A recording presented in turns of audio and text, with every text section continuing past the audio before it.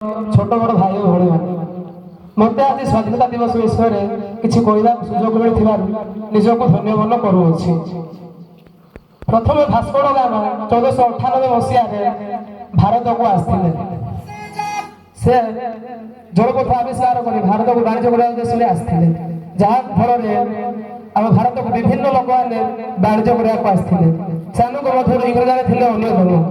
इंग्रज भारत को वाणिज्य करने को 1600 ख्रीष्टाब्द आसते एवं 1609 मसीह से जहांगीर को दरबार को पहुंची वाणिज्य करने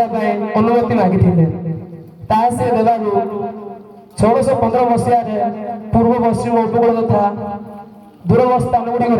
वाणिज्य गोष्ठी निर्माण करते 1665 मसीह बॉम्बे ठारे वाणिज्य गोष्ठी निर्माण करते एवं सेनकर मुख्य वाणिज्य केंद्र थिला बॉम्बे कलिकता चेन्नई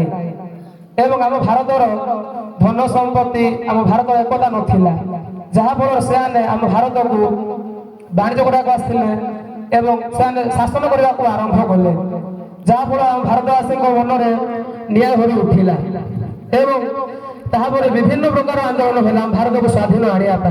विभिन्न वीर नेता मैंने जन्मग्रहण करते 1609 मसीह आतंकवादी आंदोलन होता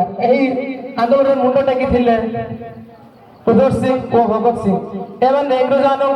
छद्मवेश जाए हत्या करुले।